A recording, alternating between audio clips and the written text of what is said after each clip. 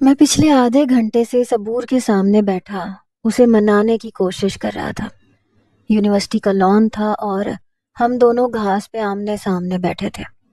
وہ سر پر کچھ اس طرح سے دوپٹہ اوڑھے ہوئے تھی کہ اس کا چہرہ اس وقت بہت کم نظر آ رہا تھا۔ وہ پچھلے 2 گھنٹے سے خاموش آنسو بہا رہی تھی۔ دراصل وہ جب بھی زیادہ غصے میں ہوتی تھی تو یوں ہی کچھ بھی کہنے کے بجائے بس روئے چلی جاتی تھی۔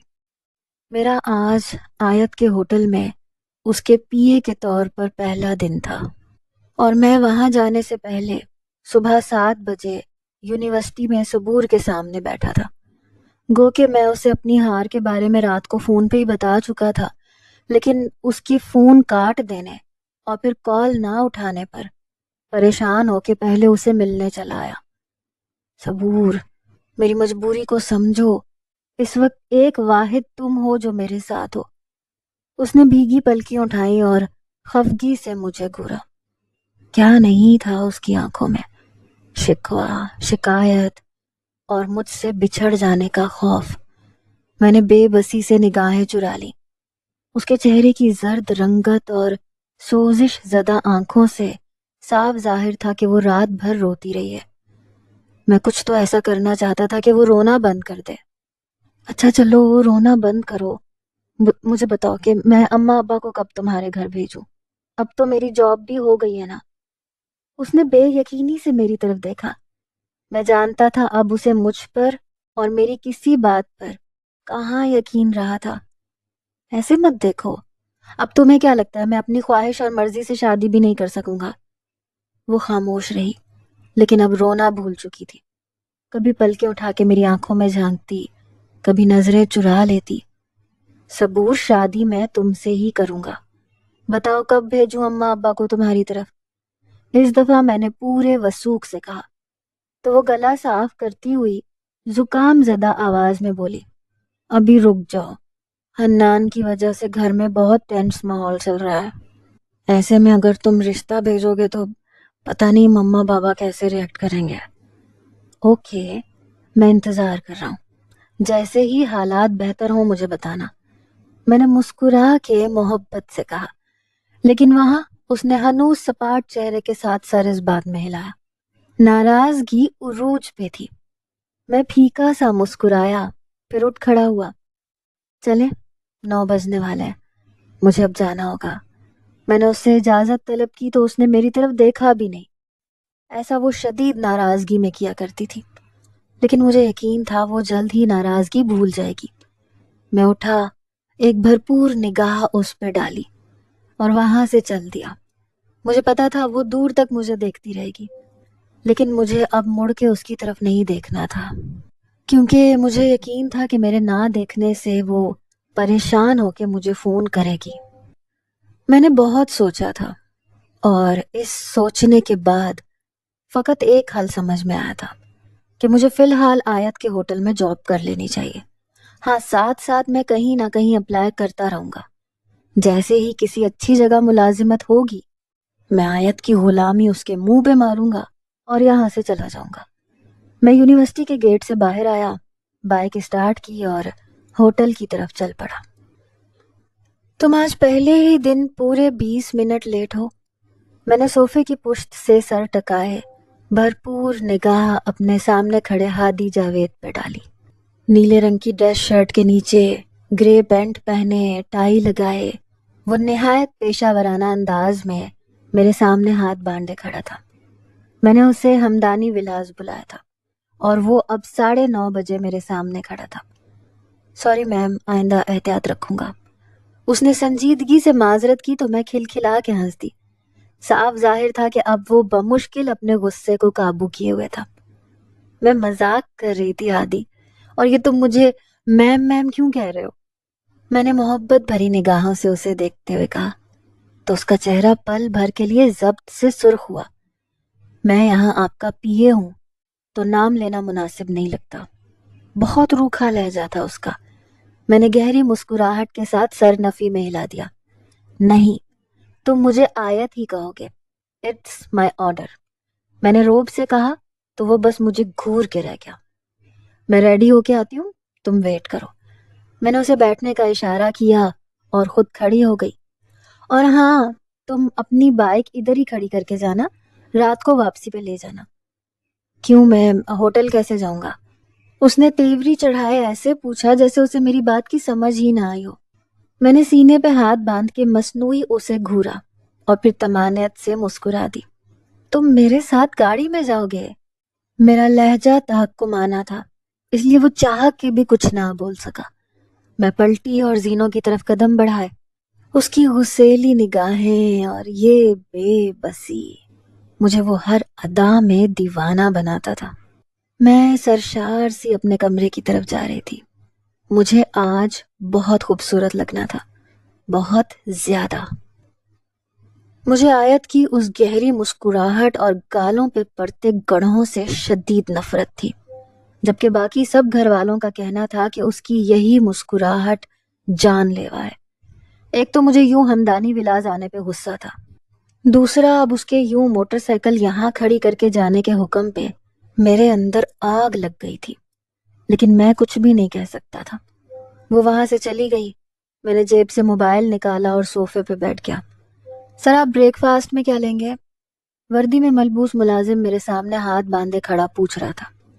میں نے سر اٹھایا، بغور اسے دیکھا، پھر انکار کر دیا۔ نہیں، میں بریک فاسٹ کر کے آیا ہوں۔ میں نے نگاہیں پھر سے موبائل پہ جھکا لی۔ سر، پھر ٹی، جوس یا کافی کچھ لیں گے؟ وہ مزید مستصفر ہوا۔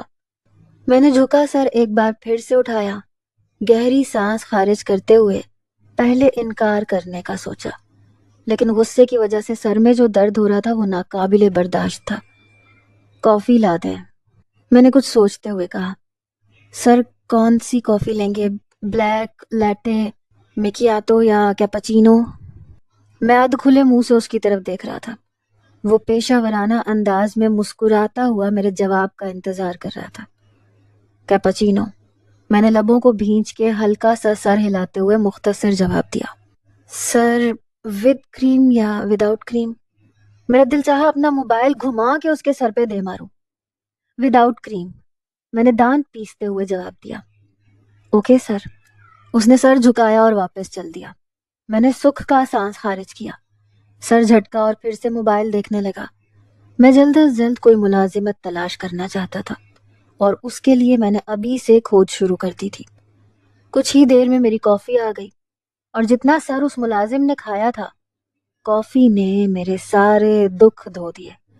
میں چھوٹی چھوٹی چسکیاں لیتا کافی پی رہا تھا جب سامنے سے آتے تاج ہمدانی کو دیکھ کر کافی میرے حلق سے جا لگی اور میں بری طرح سے کھانسنے لگا۔ سیٹھ ہمدانی ٹریک سوٹ میں ملبوس تھا، شاید جاگنگ سے واپس آیا تھا۔ وہ بھی مجھے دیکھ کے میری طرف آ گیا۔ میں جلدی سے کافی ٹیبل پہ رکھ کے کھڑا ہوا۔ ہیلو، میں نے ہیلو کرنے میں پہل کی۔ وہ میرے سامنے کھڑا تھا۔ ہاں، کیسے ہو برخوردار؟ اس کے لہجے میں چھپا طنز میں بخوبی سمجھ سکتا تھا۔ اس نے پچھلے 2 دن میں میری زندگی اجیرن کرنے کی کوئی کسر نہیں چھوڑی تھی۔ جی ٹھیک ہوں، میں نے جبراً مسکرا کے جواب دیا۔ اتنے میں ہی ایک بڑی مونچھوں اور ڈیل ڈول کا شخص اندر داخل ہوا اور سیٹھ کے پاس آ کے کھڑا ہوا۔ صاحب، وہ آ گیا ہے۔ اس نے کنکھیوں سے میری طرف دیکھتے ہوئے تاج ہمدانی کو اشارہ کیا۔ چلو۔ تاج ہمدانی پراسرار سے انداز میں اس کے ساتھ چل دیا۔ وہ لوگ بیرونی دروازے کی طرف جا رہے تھے۔ میں نے چور نگاہوں سے ارد گرد دیکھا اور پھر دبے قدموں اٹھ کے باہر لان کی طرف کھلتی کھڑکی کے قریب آ گیا۔ ہلکا سا پردہ سرکا کے اس کی اوٹ سے باہر جھانکا۔ تاج ہمدانی اور اس کا وہ گنڈا اور 3 گارڈز لان کے وسط میں جا کے کھڑے ہوئے، جہاں پہلے سے ہی 2 گنڈوں نے ایک لڑکے کو دائیں بائیں سے جکڑ رکھا تھا۔ لڑکے کی حالت سے صاف ظاہر تھا کہ اسے بری طرح سے مارا گیا ہے۔ تاج ہمدانی اب اس لڑکے کے بال جکڑے کھڑا اس سے کچھ پوچھ رہا تھا۔ مجھے اچانک ایک خیال آیا۔ میں نے جلدی سے اپنی جیب میں سے موبائل نکالا اور چور نگاہوں سے ارد گرد دیکھا۔ اس بڑے سے لاؤنج میں اس وقت میرے علاوہ اور کوئی نہیں تھا۔ میں نے وہاں سے موبائل کا فوکس بڑھایا اور ایک چھوٹا سا ویڈیو کلپ بنا لیا۔ ویڈیو میں تاج ہمدانی اس لڑکے پر بری طرح سے تشدد کر رہا تھا۔ کچھ دیر کلپ بنانے کے بعد میں نے موبائل بند کیا، جیب میں رکھا اور واپس اپنی جگہ پہ آ کے بیٹھ گیا۔ وہ میرے ساتھ کار کی پچھلی سیٹ پہ یوں محتاط ہو کے بیٹھا تھا جیسے میں اسے نگل جاؤں گی۔ میں سن گلاسز کی اوٹ سے جن محبت بھری نگاہوں سے اسے تاک رہی تھی، شاید ہی وہ اندازہ کر پاتا۔ گاڑی کی فرنٹ سیٹ پہ ڈرائیور کے ساتھ گارڈ بیٹھا تھا اور وہ میرے ساتھ پچھلی سیٹ پہ بیٹھا تھا۔ میں نے اس کی جھجک ختم کرنے کے لیے بات شروع کی۔ ابھی ہم لوگ ایک لوکیشن دیکھنے جا رہے ہیں، مسکن کی ایک برانچ میں وہاں کھولنا چاہتی ہوں۔ میں نے اسے اپنے ہوٹل کی نئی برانچ کے متعلق بتایا۔ وہ خاموشی سے سر ہلا کے رہ گیا۔ دلیر، وہ بیگ دو مجھے۔ میں نے اپنے گارڈ سے لیپ ٹاپ بیگ کو دینے کو کہا جو سامنے ڈیش بورڈ پہ رکھا ہوا تھا۔ میں نے ہادی کے لیے نیا لیپ ٹاپ خریدا تھا تاکہ وہ بآسانی سارے کام مینج کر سکے۔ دلیر نے مجھے بیگ پکڑایا جس میں سے میں نے ایک پیکٹ نکالا۔ یہ گفٹ پیپر میں لپٹا لیپ ٹاپ تھا۔ ہادی، یہ تمہارے لیے۔ میں نے مسکراتے ہوئے وہ پیکٹ اس کی طرف بڑھایا۔ اس نے پہلے حیرت سے بھویں سکیڑ کے لیپ ٹاپ کو اور پھر مجھے دیکھا۔ میں ہنس دی۔ ارے بھائی، لیپ ٹاپ ہے، یہ تمہیں ہوٹل کی طرف سے دیا جا رہا ہے، میرا کوئی پرسنل گفٹ نہیں ہے۔ میں نے ہنستے ہوئے اسے جتایا کیونکہ میں اس کی خودداری سے اچھی طرح واقف تھی۔ اس نے لیپ ٹاپ پکڑا اور ایک طرف رکھ دیا۔ باقی کا سفر پھر خاموشی سے طے ہوا۔ میں نے تعصب سے سر ہلایا اور باہر دیکھنے لگی۔ کچھ ہی دیر میں ہم لوکیشن پہ پہنچ چکے تھے۔ آیت کے التفات کا سلسلہ ختم ہونے کا نام ہی نہیں لے رہا تھا۔ اب وہ مجھے لیپ ٹاپ دے رہی تھی۔ میں نے لیپ ٹاپ تھاما اور گاڑی سے باہر دیکھنے لگا۔ سن گلاسز کی اوٹ سے بھی میں اس کی نگاہوں کا خود پہ مرکوز ہونا محسوس کر سکتا تھا۔ وہ مجھے دیکھ رہی تھی اور میں کچھ اور ہی سوچ رہا تھا۔ اگر میں سیٹھ تاج ہمدانی کی ساری حقیقت ایکسپوز کر دوں تو کیا ہوگا؟ تاج ہمدانی جیل چلا جائے گا، میں آیت کی جاب کو لات مار دوں گا اور آرام سکون سے اپنی زندگی صبور کے سنگ گزاروں گا۔ ہادی، چلو، لوکیشن آ گئی۔ اس کی آواز پہ میں چونکا۔ وہ مجھے باہر نکلنے کا کہہ رہی تھی۔ میں نے سر ہلا کر اس کے حکم کی تعمیل کی۔ وہاں پہلے سے ہی کچھ لوگ موجود تھے۔ وہ ان لوگوں سے لوکیشن ڈسکس کرنے لگی۔ وہ نہایت ہی پر اعتمادی سے ان لوگوں کے ساتھ ہوٹل کی تعمیر کے متعلق بات کر رہی تھی۔ میں اس کے برابر میں ہاتھ باندھے کھڑا تھا۔ وہاں سے کام نمٹا کے وہ مجھے ایک ہوٹل میں لنچ کے لیے لے گئی۔ اب وہ مجھ سے مکمل طور پر پیشہ ورانہ انداز میں گفتگو کر رہی تھی۔ اس نے مجھے مختلف میٹنگز کے اسکیڈیولز بتائے۔ لنچ کے بعد ہم ہوٹل گئے۔ وہاں کے تمام کام دیکھنے کے بعد تقریباً رات 9 بجے میں پھر سے ہمدانی ہاؤس میں تھا۔ تاج ہمدانی اور آیت کے بہت اصرار کے باوجود میں نے ڈنر نہیں کیا اور گھر واپس آ گیا۔ واپس آ کر میں اتنا تھک چکا تھا کہ کھانا کھاتے ہی ایسا بستر پر گرا کہ کوئی ہوش نہیں رہا۔ رات 11 بجے کے قریب سنوبر مجھے فون کرتی رہی، پیغام بھیجتی رہی، لیکن میں گھوڑے بیچ کے سوتا رہا۔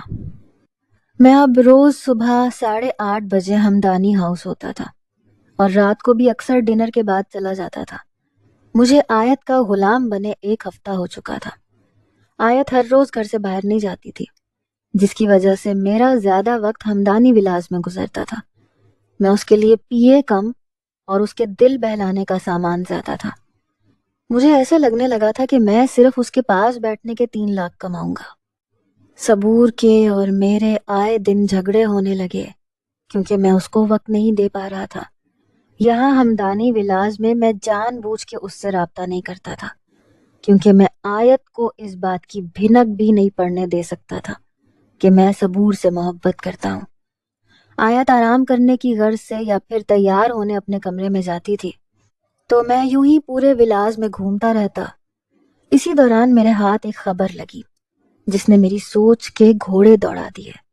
تاج ہمدانی کے بھائی بالاج کے کاٹن کے کاروبار کے ساتھ وہ کچھ غیر قانونی کام بھی کر رہا تھا۔ پرسوں رات وہ کوئی ٹرک روانہ کر رہا تھا جس کی ہدایات وہ اس وقت اپنے گنڈوں کو دے رہا تھا۔ میں اس کے آفس کے ہی ایک دروازے کی اوٹ سے یہ سب کچھ سن رہا تھا۔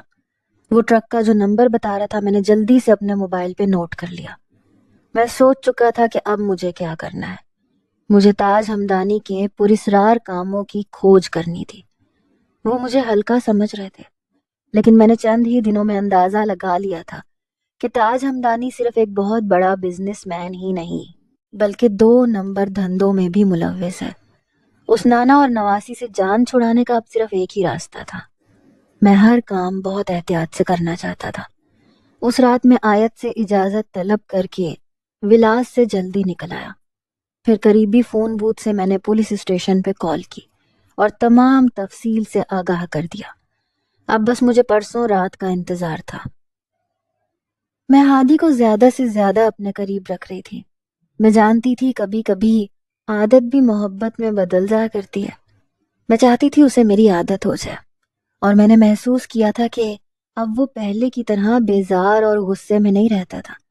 ہاں، البتہ اس کے تاثرات ابھی بھی اسپاٹ رہتے تھے۔ اکثر تو مجھے اس کے یوں روبوٹ جیسے بیہیو پر ہنسی آنے لگتی تھی۔ ابھی بھی میں بظاہر تو ٹی وی اسکرین پر نظریں جمائے بیٹھی تھی، لیکن یاد اسی کو کر رہی تھی۔ میں لاؤنج میں بیٹھی نانا ابی کا انتظار کر رہی تھی، کیونکہ وہ آج کل کچھ زیادہ ہی مصروف رہنے لگے تھے، اور مجھے رات کو ان سے باتیں کیے بنا نیند نہیں آتی تھی۔ پتہ لگاؤ یہ کس خبیث کی حرکت ہے۔ نانا ابی کی گرجدار آواز سن کے میں سٹ پٹا کے اپنے خیالوں سے باہر آئی۔ وہ لاؤنج سے کچھ دور لابی میں کھڑے چند آدمیوں پہ برس رہے تھے۔ میں تجسس سے اپنی جگہ سے اٹھی اور ان کے پاس آ گئی۔ مجھے دیکھتے ہی انہوں نے آدمیوں کو جانے کا اشارہ کیا۔ مجھے ساتھ لے کر واپس لاؤنج کی طرف آ گئے۔ نانا ابی، خیریت؟ پریشان دکھائی دے رہے ہیں، میں نے صوفے پہ بیٹھتے ہوئے تشویش سے پوچھا۔ نہیں، ایسا بھی کوئی پریشان نہیں ہوں، بس کسی خبیث نے پولیس اسٹیشن کال کر کے ہمارے بارے میں اول فول بکا ہے۔ ایس ایچ او کی کال آئی تھی۔ مجھے پتا چل جائے ایک دفعہ کہ یہ کون میری آستین کا سانپ بنا بیٹھا ہے، چھوڑوں گا نہیں اسے۔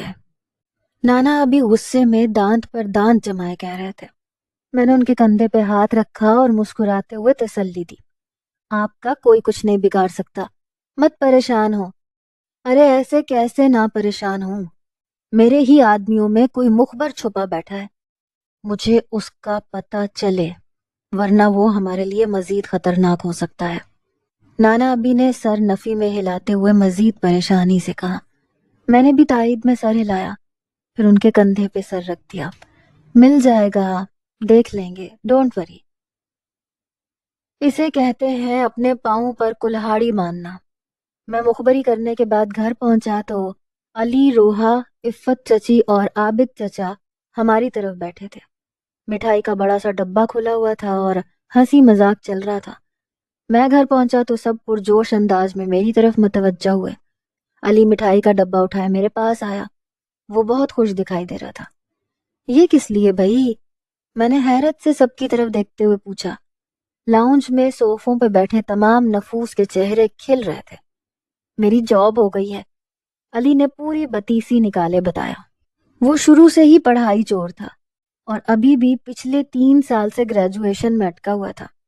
عابد چچا کے گھر کے حالات تو ہم سے بھی ابتر تھے، تو یہ بات واقعی خوشی کی تھی کہ علی کی جاب ہو گئی تھی۔ واہ، یہ کب ہوا؟ کہاں ہوئی جاب؟ میں نے خوشی میں گلاب جامن اٹھائی اور پوری کی پوری منہ میں رکھی۔ سیٹھ تاج ہمدانی کے پاس، اس کے خاص بندوں میں۔ گلاب جامن میرے حلق میں پھنس گئی، نہ نگل سکتا تھا نہ اگل سکتا تھا۔ یہ کب اور کیسے ہوا؟ مجھے تو بھنک بھی نہیں پڑی۔ شاید آج سارا دن باہر گزرا تھا، اسی دوران یہ سب کچھ ہوا ہوگا۔ پورے 5 لاکھ تنخواہ پہ، علی پرجوش لہجے میں بتا رہا تھا۔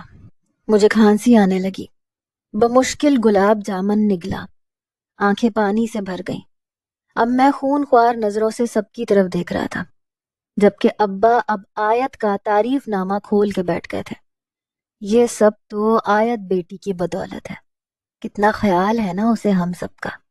پہلے ہادی اور اب علی، بھئی ہمارے تو دن پھیر دیے اس بچی نے۔ میں نے ضبط سے دانت پیسے پر خود کو روک نہ سکا۔ ہاں، پورا کا پورا خاندان ہمدانی کا غلام بن جاتے ہیں۔ آپ اور چچا کیوں گھر بیٹھے ہیں؟ آپ بھی آیت سے کہیے، کہیں آپ کو بھی ایڈجسٹ کر دے گی۔ میں تو کہتا ہوں اماں کو بھی بھیج دیں ہمدانی ولاس۔ پورا کا پورا خاندان ان کی غلامی کرنے لگ جاتا ہے۔ میں چیخ رہا تھا اور سب کے سب ہکا بکا میرا منہ دیکھ رہے تھے۔ اور پھر ابا نے ہوش میں آنے میں پہل کی۔ دماغ ٹھیک ہے تمہارا؟ کیا اول فول بکے جا رہے ہو؟ یہ اول فول نہیں ہے، یہ سچ ہے۔ وہ ہم سب کو غلام بنا رہے ہیں۔ وہ مجھ پہ اور علی پر ہی کیوں مہربان ہے؟ اپنے کزنز کیوں نہیں نظر آتے اس کو؟ وہ تو فرسٹ کزنز ہیں اس کے۔ میں نخوت سے ناک چڑھائے کہہ رہا تھا۔ اس کے اپنے کزنوں کے حالات ہم سے بہت بہتر ہیں۔ وہ اپنا سمجھ کے کر رہی ہے اور تمہیں غلامی لگ رہی ہے۔ ابا پرجوش لہجے میں بولے۔ کہہ تو صحیح رہے تھے، حامد اور عاصم چچا کے حالات ہم لوگوں سے بہت بہتر تھے۔ منیب ڈاکٹر بن گیا تھا۔ ملیحہ کی شادی قاسم چچا کی بیوی نے اپنے خاندان میں کروائی تھی، جو جدی پشتی رئیس تھے۔ پر میں وہ سب جانتا تھا جو یہ لوگ نہیں سمجھ پا رہے تھے۔ لگ جائے گا آپ سب کو پتا وہ یہ سب کیوں کر رہی ہے۔ میں نے دانت پیسے۔ مجھے پتا ہے وہ یہ سب کیوں کر رہی ہے، روحا نے کنکھیوں سے سب کی طرف دیکھتے ہوئے کہا۔ اب سب اس کی طرف دیکھ رہے تھے اور وہ میری طرف دیکھ رہی تھی۔ چند سیکنڈ کی خاموشی کے بعد وہ جھجکتے ہوئے بولی، آیت ہادی بھائی کو پسند کرتی ہے، بلکہ عشق کرتی ہے۔ سب کے منہ ایک ساتھ کھل گئے، لیکن میری تیوری چڑھ گئی۔ روحا ایک سیکنڈ کے لیے رک کے پھر بولی، وہ ہادی بھائی سے شادی کرنا چاہتی ہے، لیکن ہادی بھائی ان کو پسند نہیں کرتے، بس اسی لیے وہ ہم سب کا دل جیت رہی ہے۔ روحا نے سر نیچے جھکا لیا، اور اب اماں اور ابا مجھے یوں دیکھ رہے تھے جیسے پہلے کبھی دیکھا نہ ہو۔ میں نے غصے سے گھور کے روحا کو دیکھا، پھر زور و شور سے نفی میں سر ہلایا۔ ہرگز نہیں، اگر وہ یہ سب چاہتی ہے تو اس کا یہ خواب صرف خواب ہی رہے گا۔ عابد چچا جو کب سے خاموش بیٹھے تھے غصے میں اٹھ کھڑے ہوئے۔ بیٹا، اگر اس نے تم لوگوں کے ساتھ ساتھ ہمارے بھی سروں پہ ہاتھ رکھ دیا ہے تو تمہیں کس بات کی تکلیف ہے؟ تمہیں آیت پسند نہیں ہے تو نہ صحیح، تم ان کی ملازمت نہیں کرنا چاہتے تو مت کرو، لیکن علی پہ حکم مت چلاؤ۔ انہوں نے غصے میں کہا، پھر عفت چچی کو اشارہ کیا، چلو اٹھو سب۔ اس سے بس یہ برداشت نہیں ہوا کہ علی اس سے اچھی تنخواہ پہ کیسے لگ گیا۔ وہ لوگ ایک ایک کر کے اٹھ کے جانے لگے۔ اب میں ان کو کیا بتاتا مجھے ان سب سے اور علی سے کتنا پیار ہے۔ میں ان کو کیا بتاتا کہ بہت جلد تاج ہمدانی کے تمام چھپے ہوئے غیر قانونی کام میں فاش کرنے والا ہوں۔ اور اب مجھے علی کی فکر ہو رہی تھی، جسے ہمدانی نے اپنے خاص بندوں میں شامل کر لیا تھا، اور میں اس کی پرسوں مخبری کر کے آیا تھا۔ اگر خدا نہ خواستہ ہمدانی نے علی کو پرسوں ان ٹرکوں کو لوڈ کروانے کے لیے بھیج دیا تو کیا ہوگا؟ اماں ابا اور اقصیٰ ناک منہ بسورتے اپنے کمروں میں چل دیے، اور میں سر تھام کے وہیں بیٹھ گیا۔ اب میں علی کو کیسے بچاؤں گا؟ میرے ذہن میں اب اسی بات کے گھنٹے بجنے لگے۔ نانا ابھی مجھے فوٹیج دکھا رہے تھے اور میرا چہرہ زرد ہو رہا تھا۔ ہادی ان کے آفس کے دروازے کے ساتھ کان لگائے کھڑا تھا۔ اتنا ہی نہیں، اس طرح کے اور کتنے فوٹیج تھے جن میں وہ عجیب مشکوک حرکتیں کرتا نظر آ رہا تھا۔ کبھی موبائل فون سے ویڈیو بنا رہا ہوتا، کبھی چوری چھپے کچھ دیکھ رہا ہوتا۔ یہ ساری فوٹیج ہمدانی ولاس کے مختلف سی سی ٹی وی سے لی گئی تھی۔ شاید وہ اس بات سے انجان تھا کہ ہمدانی ولاس میں جگہ جگہ سی سی ٹی وی کیمرے نصب ہیں۔ بتاؤ اب کیا کروں میں؟ نانا بھی ضبط سے لب بھینچے پوچھ رہے تھے، اور میں تھی کہ پھٹی پھٹی آنکھوں سے یہ سب دیکھ رہی تھی۔ ہادی، تم نے ایسا کیوں کیا آخر؟ میں نے بیچارگی سے نانا ابی کی طرف دیکھا۔ لاڈی، ایسے مت دیکھو، تم جانتی ہو اس جرم کی کتنی بڑی سزا ہے۔ وہ برفیلے لہجے میں بولے۔ نانا ابی، میں ہادی سے بہت محبت کرتی ہوں، اس سے یقیناً بھول ہوئی ہے۔ میرا لہجہ دھیما تھا اور میری آنکھوں میں خوف تھا۔ وہ میرے نانا تھے، اتنا تو میں ان کو جانتی تھی کہ ان کے ساتھ غداری کی سزا مطلب اپنی زندگی تباہ کر لینا، اور میں ہادی کے ساتھ ایسا ہوتا ہوا نہیں دیکھ سکتی تھی۔ میرا دل لرزنے لگا، کیونکہ اس وقت وہ لاؤنج میں بیٹھا میرا انتظار کر رہا تھا، اور میں نانا ابی کے آفس میں یہ فوٹیج دیکھ رہی تھی۔ नाना अभी मुझे घूर रहे थे। लाडी, ये लड़का एतबार के काबिल नहीं है, वो परेशान लहजे में कहते अपनी कुर्सी से टेक लगा गए। मैंने पहलू बदला, आगे झुककर उनके हाथ पे हाथ रख दिया। नाना भी, वो ऐसा नहीं है, प्लीज मेरी खातिर उसकी पहली गलती समझ के माफ कर दे। मैं उसे समझाऊंगी, वो आइंदा कभी ऐसी गलती नहीं करेगा। मेरा लहजा इल्तिजाइया था, लेकिन दूसरी तरफ नाना अभी तो जैसे मेरी कोई बात सुनने को तैयार ही नहीं थे। मैंने उसे तुम्हारा गुलाम बनाना चाहा था, लेकिन यहाँ तो तुम उसकी गुलाम बन गई। वो गुस्से में बोल रहे थे। मैंने खफगी से उन्हें देखा और सीट से उठ खड़ी हुई। अब वो इंगिश्त ताने मुझे कह रहे थे, देखो लाडी, बहुत हुआ, इस जुर्म की सजा मैं तय करूंगा। ठीक है, अगर हादी को कुछ हुआ तो फिर मेरी बर्बादी के जिम्मेदार भी आप ही होंगे। मैंने भी हतमी फैसला सुनाया और तेज तेज कदम उठाती वहां से निकल आई। मैं जानती थी कि उनकी पुरसोच निगाहें मुझे घूर रही हैं और वो कभी ऐसा फैसला नहीं लेंगे। मैं लाउंज में बैठा था जब आयत गुस्से में भरी दंदनाती हुई मुझ तक आई। मैंने हैरत से आंखें फैलाए उसकी तरफ देखा। हादी, तुमने बहुत बड़ी गलती कर दी है, वो तासुफ से सर हिलाती कह रही थी। मैंने ना समझी के अंदाज में उसकी तरफ देखा।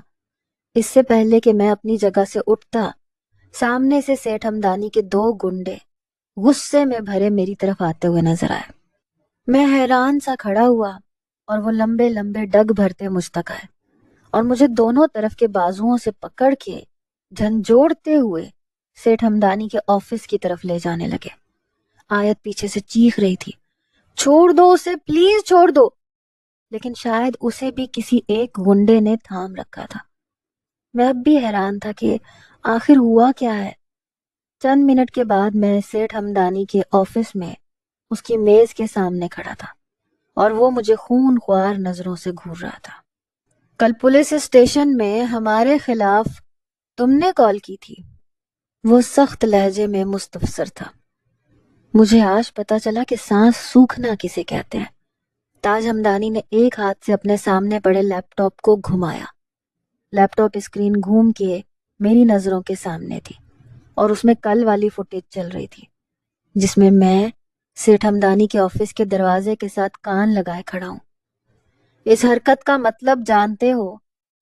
मैं क्या जवाब देता, मेरा तो सांस खुश्क था, बस फटी फटी आंखों से सामने देख रहा था। इतने में ऑफिस के एक तरफ का दरवाजा खुला और अब्बा हैरान परेशान से दो आदमियों के साथ अंदर दाखिल हुए। मैंने सटपटा के खौफजदा आंखों से ताज हमदानी की तरफ देखा, जो शैतानी मुस्कुराहट चेहरे पे सजाए मुझे ही देख रहा था। आपने बुलाया है सेठ साहब? अब्बा मुअद्दबाना लहजे में पूछते, चोर सी निगाह मुझ पे भी डाल चुके थे। यकीनन उनके दिल में भी कल रात वाली बातों का खौफ होगा। और मैं तो दम बखुद खड़ा था और मेरी नजरों में उसी उधेड़ उम्र बुजुर्ग का चेहरा घूमने लगा जिसको उसके बेटे की वजह से मार पड़ी थी। इसे बाहर लेके जाओ जरा, मुझे जावेद साहब से अकेले में बात करनी है। ताज हमदानी ने मेरी तरफ इशारा किया और जो आदमी मेरे दाएं बाएं किसी रोबोट की मानंद खड़े थे, एक बार फिर मेरी दोनों बाहों को दबोचते मुझे बाहर ले गए। मैं चीखना चाहता था कि मेरे अब्बा को कुछ मत कहिएगा, लेकिन इससे पहले ही वो मुझे घसीटते हुए बाहर ले आए और फिर मेरे सर पर बंदूक तान दी। मैंने लब भींच कर हिलने की कोशिश की तो साथ खड़े आदमी ने मेरे बाजू को झटका देके रोक दिया। मैं उस वक्त बेबस था। एक एक सेकंड मेरी धड़कन पे भारी था। मेरे अब्बा को अगर आज एक खरोंच भी आई तो मैं हमदानी के किसी गार्ड से बंदूक छीन के उसकी खोपड़ी उड़ा दूंगा। मैं हर गुजरते सेकंड के साथ एक नया मंसूबा तैयार कर रहा था कि 15 मिनट के बाद अब्बा हैरत जदा से बाहर निकले। उनके निकलते ही गार्ड्स ने जल्दी से मुझे छोड़ दिया, बंदूक भी नीचे कर दी। मुझे पक्का यकीन था अब्बा अब मेरे पास आएंगे और एक जन्नाटेदार थप्पड़ रसीद करेंगे। मैं खुद को जहनी तौर पर तैयार कर रहा था कि अब्बा ने आके मुझे गले लगा लिया। मैंने हैरत से गार्ड्स की तरफ देखा जो खबीसों की तरह मुस्कुरा रहे थे। अब्बा मुझसे अलग हुए और फिर मेरे दोनों बाजू थाम के बोले, बेटा तू बहुत खुशकिस्मत है, ताज हमदानी तुम्हें अपना दामाद बनाना चाहते हैं। धड़ाम से मेरे सर पे कुछ आन गिरा। ताज हमदानी बहुत बड़ी गेम खेल गया था। उसने अब्बा को बुलाकर आयत की और मेरे रिश्ते की बात की थी और मैं बुरी तरह से फंस गया था। मैंने बेचारगी से अब्बा की तरफ देखा। चल अब घर चल, तेरी अम्मा को खुशखबरी देनी है। अब्बा ने मेरा बाजू थामा और मैं किसी बेजान लाश की तरह उनके साथ घिसट रहा था।